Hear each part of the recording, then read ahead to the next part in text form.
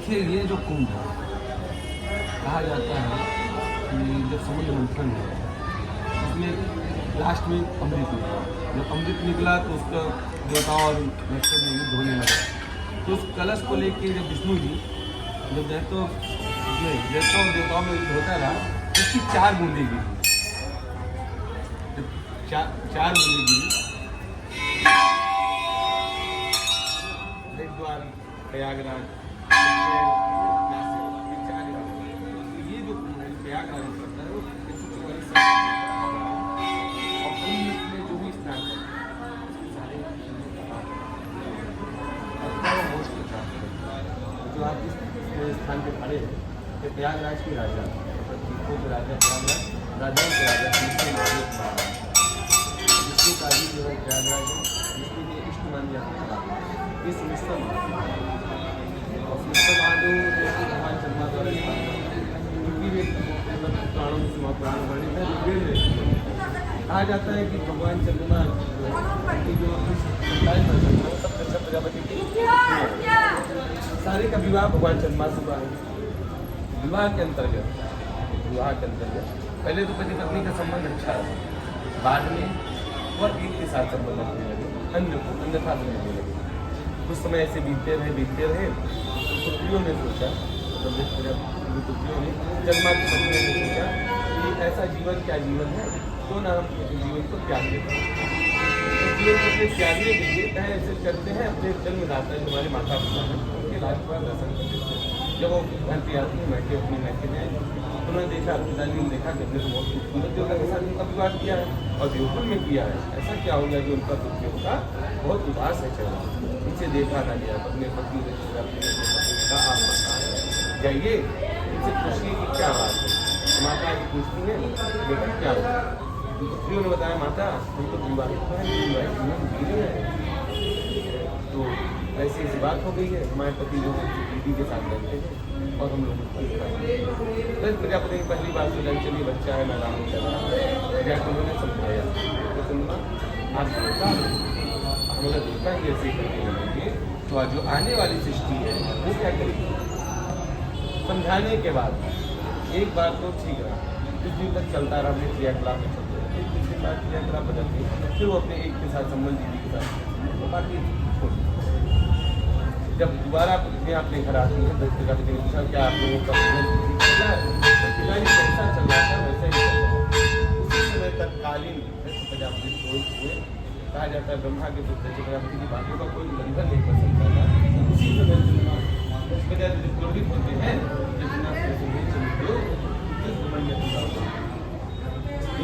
किसी भी हिम्मत नहीं है मेरी बातों को मैं ब्रह्मा पुत्र दक्ष प्रजापति को सलाह देता हूँ या तो 6 रूप से नष्ट हो जाए। ऐसा कहें दक्ष प्रजापति के कहने के अनुसार भगवान चंद्रमा में कुष्ठ रोग 6 रोग मतलब कुष्ठ रोग उनके पूरे शरीर में हो गया। कहते हैं कुष्ठ रोग जैसे ही हुआ तो भगवान चंद्रमा ने लगे देवी देवताओं का आह्वान करिए, बैठ के देवी देवताओं का आह्वान करने लगे। जब आह्वान करने लगे तो इंद्र आदि कुछ ऋषिगण आए उनके पास आए, देखिए चंद्रमा बहुत परेशान है, उन्होंने कहा चंद्र क्या बात है बताइए। चंद्रमा ने बताया कि हमारे साथ ऐसा ऐसा हुआ, हमारे मातृ लोग सत्य जी ने हमें शराब को कहें चंद्र का देखिए मेरे पास बात नहीं है, हाँ ये है कि मैं आपको वचन देता हूँ इसका उपाय कुछ न कुछ करके आऊँगा। ऐसा कह के वह चले गए।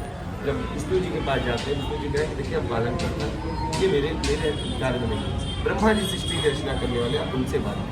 जब ब्रह्मा जी के पास जाकर ब्रह्मलोक में जाकर उन्होंने बार विनती किया, पहले ब्रह्मा जी ने मना कर दिया कि मैं इनका उपाय नहीं करूँगा क्योंकि चंद्रमा की कुछ दिन पहले अभी बीता हुआ है, आप लोग पता है कुछ दिन बीता हुआ आपके गुरु बृहस्पति की पत्नी को सबसे खाने गए थे, उसके साथ दुष्कर्म किए, समझाने बुझाने के सिवा देवताओं को न दे के दैत्यों को दे दिए, देवताओं को युद्ध करा, देवताओं का युद्ध हुआ। बाहर कितने प्रताड़ित हुए थे, कितने परेशान हुए थे, कहाँ किस रूप में आप नहीं बचते थे। अब फिर आप उसी की गिनती लेके चले आए तो कहे ब्रह्म जी हमने वचन दिया है और अगर भगवान का वचन का उल्लंघन हो रहा है तो हम भी लोग मरना मत पे चले जाते हैं। ठीक है, आप इनका ठीक आप प्रसाद होना चाहते हैं तो जाइए प्रयाग क्षेत्र के दक्षिण दिशा में एक प्रभाग नामक स्थल है, वहाँ पर शिवलिंग की स्थापना करिए और विधि विधान से शिव सरस्वती का पूजन करिए। उसके बाद भगवान चंद्रमा से देखिए अखंड आसन, एक आसन में महामृत्युंजय का जप करें। अगर पृथ्वी प्रसन्न हो जाते हैं इसका उद्धार है, अन्यथा कोई उद्धार नहीं। जैसा कि आप जानते हैं प्रयाग क्षेत्र के दक्षिण दिशा में प्रभात नमस्कार करते एक सूर्य की स्थापना करते देख रहे हैं। और विधि विधान शिव और सरस्वती का पूजन किया, तो सरस्वती केंद्र भी प्रयागराज माना जाता है। सरस्वती के केंद्र के हिसाब से भगवान चंद्रमा से स्थापना कराने के बाद शिव सरस्वती की पूजन करने के बाद भगवान इंद्र ने बोला, देखिए चंद्रमा जी, मैंने अपने वचन का पालन किया, अब आपका काम है एक आसन में बैठ के वहां प्रकट होंगे तो आपको घात हो जाएगा। करते हुए कहा जाता है कि हजारों वर्ष बीत गए, भगवान चंद्रमा जब कर रहे हैं हजारों वर्ष बीत गए। जैसे जैसे बीतते जाने को लगा कि ऐसा न हो, उनकी शरीर निकल रही है, ऐसा न हम बचे कि नहीं बचे, भगवान की पसंद होंगे कि नहीं होंगे।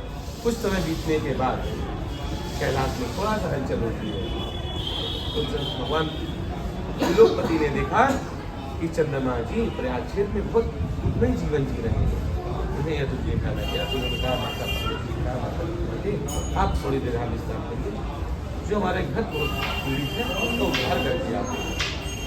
जैसे ही बताए आगे वाले संजोग तुमसे प्रसन्न हुआ, बोल क्या बोल रहा है। चंद्रमा ने देखा कि त्रिलोकपति त्रिशूलधारी हमारे सामने खड़े, उन्होंने प्रणाम किया, भगवान शिव हमारा प्रणाम स्वीकार करें और ये रूप हमारा दूर कर दें। चंद्रमा ये दक्षिणा दिया हुआ श्राप है, ना ये कर सकता है और ना टल सकता है। तो चंद्रमा जी ने कहा क्या हम ऐसे नष्ट हो जाएंगे? नहीं, नष्ट नहीं हो जाएंगे, इसका कोई उपाय करते हैं।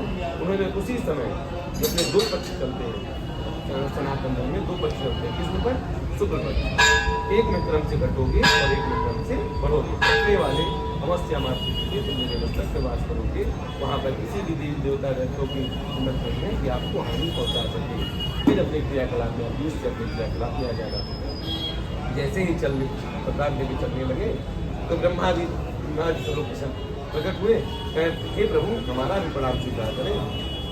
भोलेनाथ ने देखा सारे देवगण एक साथ पधारे, कहे हो भाग्य हमारे, सभी देव देवता एक साथ पधारे, बताइए कहे हम लोग आप दर्शन करने आए हैं और एक छोटी सी अभिलाषा लेकर आए हमेशा रहे हैं, भक्तों क्या भी बताइए क्या मानना चाहते हैं। तो उसी समय ब्रह्मा जी ने हे भोलेनाथ इस प्रयाग क्षेत्र की सर्वश्रेष्ठ नायक बन के इस नगरी की रक्षा करिए।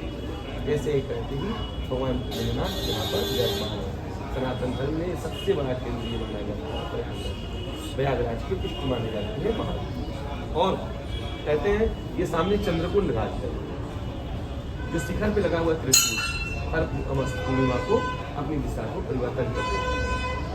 और एक कहानी इस पर यह है कि औरंगजेब जब औरंगजेब मोदी को ज्ञान किया था यहाँ पर किया है, वहाँ पर मूर्तियों को 3 बार प्रयास करने के बाद अचानक से मधुमक्खियाँ उनके सेना की व्यवस्था करती थी और बार बार विफल होने के बाद उसने कहा कि उसने यहाँ पर मंदिर को छोड़ दिया।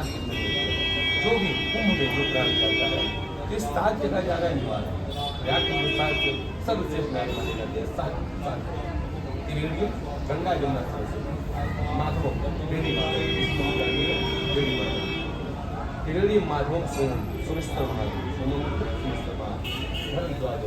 भरत तुलसी का ये प्रयागराज में भरत जी ने तपस्या की जो प्रयागराज त्रिवेणी माधवम सोमम द्वारम च वासुकी शेषनाग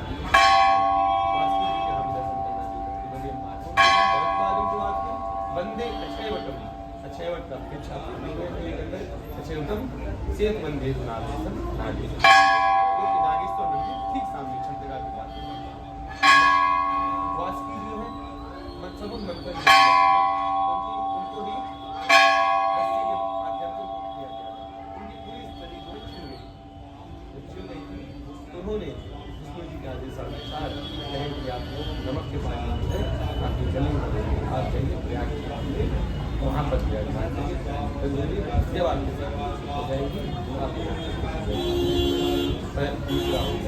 और आपके जो बनवा माते वो भी स्नान जन्म करने के बाद जब वो करने हुआ तो वहाँ राम भगवान ने कहा था कि आप यहाँ के स्नान करिए और यहाँ के कोतवाल बनिए। वहाँ पर जो है ये बनवा बेड़ी माधव मतलब 12 माधव यहाँ पर शंकर माधव, चित्र माधव, बड़ा माधव ऐसे करके 12 माधव हर इष्ट कोण के हर कोने के 12 माधव प्रयाग में जो भी प्राणी आता है, अगर गंगा नहाता है, वो अपने सारे जो है प्यारे पापों को तत्कालीन छीन हो गया और उसके अगले जन्म तक के पुण्य आ जाते हैं। आने के बाद सारे जन्म जन्म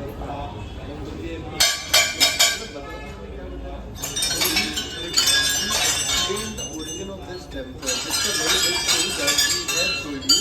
It's a complete story and the importance of Prayagraj. So he has completely narrated the story, how this temple came into existence, how Allahabad came into existence, and what are the important parts that are in Prayagraj. So various temples that are here, he's literally explained everything about them.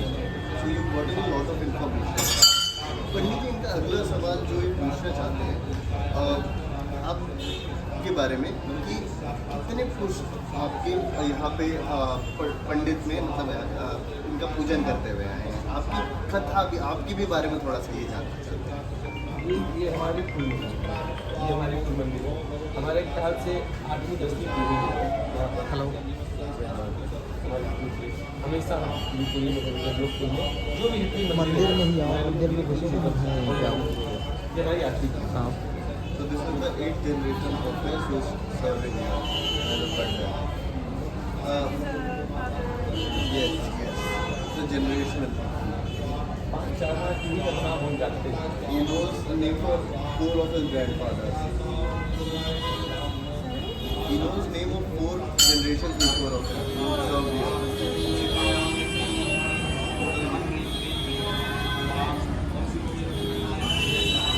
He told it. The entire story that he told from starting to end.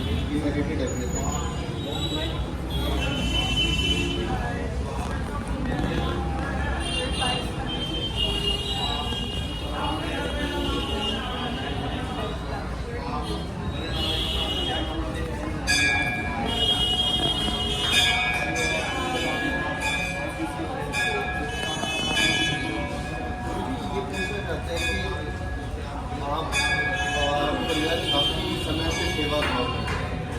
कुंभ का महत्व आपने बता दिया, लेकिन जो यहाँ पे लोग आ रहे हैं, क्या आप बता सकते हैं कि वो क्या श्रद्धाभाव लेके आ रहे हैं, तो ये लोग अभी तक नहीं महसूस कर पा रहे हैं। ये वो महसूस करना चाहते हैं कि क्यों करोड़ों में लोग यहाँ संगम पे आते हैं। इसलिए करोड़ों में इसलिए लोग आए यहाँ पर। पहला तो चाबी खोल लेना, जैसे खोलोगे गियर के नीचे में चाबी रखी हुई है, कार आगे खड़ी है, देखना जैसे जाओगे दिख जाएगी उधर ही खड़ी है, ऐसा है जो ठंडी नहीं लगता है, लॉक कर देना। दूसरा यहाँ कारण ये है कि यहाँ पर एक से एक संत जो कि अपने जीवन को संतकालीन तपस्या कर करके उनका दर्शन करने के लिए तीसरा नंबर पे यहाँ पर जो आ रहे अपने जो पाप जो जीवन काल में कहते हैं मनसा पाचा कमना, हम लोग कई प्रकार से पाप करते हैं। कुछ लोग मन से करते हैं, कुछ लोग बोल भी करते हैं, कुछ लोग चल भी करते हैं, कुछ लोग हत्या करते हैं। वो सारे पाप कुंभ में सारे पाप दूर हो जाते हैं, तुरंत तत्कालीन दूर हो जाते हैं। हिंसा का मतलब देखने से पाप होता है, करने से पाप होता है, कहने से पाप होता है। सारे पाप दूर होने के लिए भी लोग आते हैं। और जो जो आगे आ रहा है अपने मन के ऐसा कुछ ना कुछ लेके आ रहा है कि किसी को कुछ चाहिए तो सब कोई आ रहा है, दर्शन कर रहा है, माँ गंगा का आशीर्वाद ले रहा है। और जो भी सिद्ध पीठ है वहाँ का आशीर्वाद ले रहा है, जो सिद्ध पुरुष है, जो सिद्ध मनुष्य है, उनका भी आशीर्वाद ले रहा है।